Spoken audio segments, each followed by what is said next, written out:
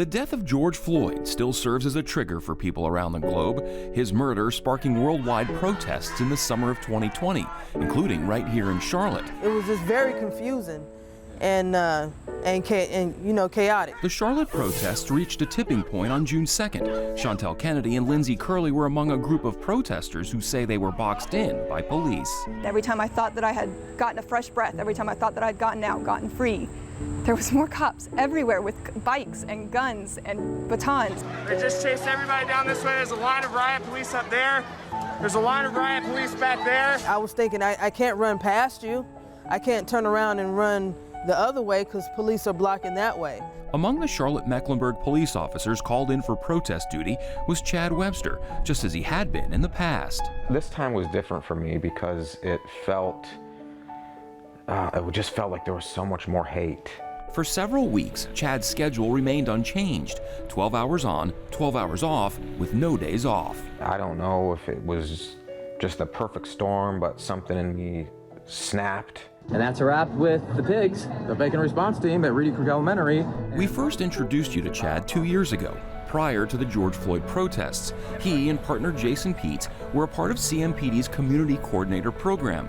Their job wasn't to respond to 911 calls or issue traffic tickets, but instead get to know the people who lived and worked in the University City area, read to kids at schools, and hopefully lessen the divide between officers and the community. We signed up to help people, and here's a kind of a different, unique perspective of two guys that are cops. Chad even authored a couple of children's books. I guess it's a kind of unique thing where we hear about a police officer that writes children's books. But when the protests began, Chad was pulled from his community coordinator role and put right into the middle of Uptown. I had spent all these years trying to, let's look at things a little differently, and I'm trying to make positive differences. I'm not trying to just lock people up and write tickets and things like that, to be treated on the front line like I was some sort of hateful person. Some of the same officers that were injured during the riots, that were getting rocks and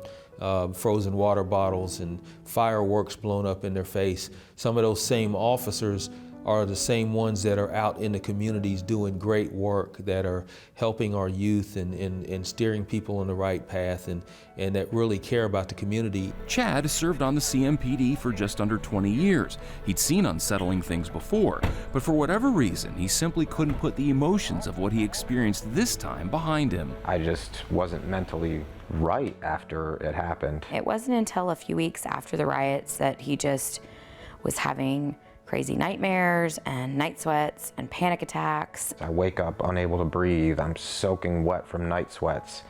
I'm afraid to be around groups of people. He tried going back to work, but just couldn't do it, using up all of his vacation and sick days, even taking unpaid time off. Baffling that it could be from so quick of a decline.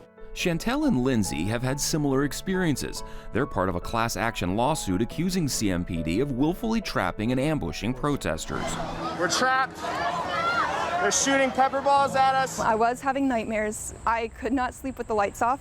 I still can't. I have a nightlight now. I just don't trust the police. I feel anxious when the police are riding behind me. I mean, I think about it regularly. If there's a cop that passes me on the road, I wonder if they're one of the ones that were shooting at me and gassing me that night. What each of them is experiencing would be best described by health professionals as post-traumatic stress disorder, or PTSD. It's your system, it's your window of what you can tolerate, what you can manage. Bernadette Christie is a licensed clinical mental health counselor specializing in trauma.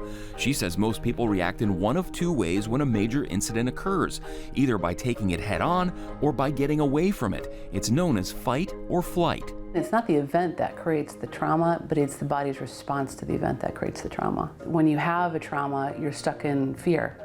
And so the body's feeling fear everywhere, looking for fear everywhere, dangers everywhere, but it's really coming from the inside because it's the body that has the trapped feelings of fear from that incomplete fight or flight. And he has every symptom that there is for PTSD. But perhaps the biggest challenge in dealing with PTSD is the stigma that's sometimes attached to it. If you say, I don't feel right after I saw this bad thing, it's looked at as a weakness. or what's wrong with you? Why are you having trouble? I'm fine over here. Really just kind of felt brushed aside by lots of people close to us because they just were like, well, he'll get over it. He's a strong guy. We know him. It'll be fine. And it wasn't fine. And it's still not fine.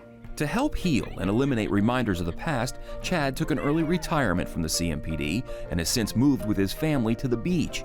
He, as well as Chantel and Lindsay, are trying to continue their journey of moving forward and past the reminders of a tumultuous year.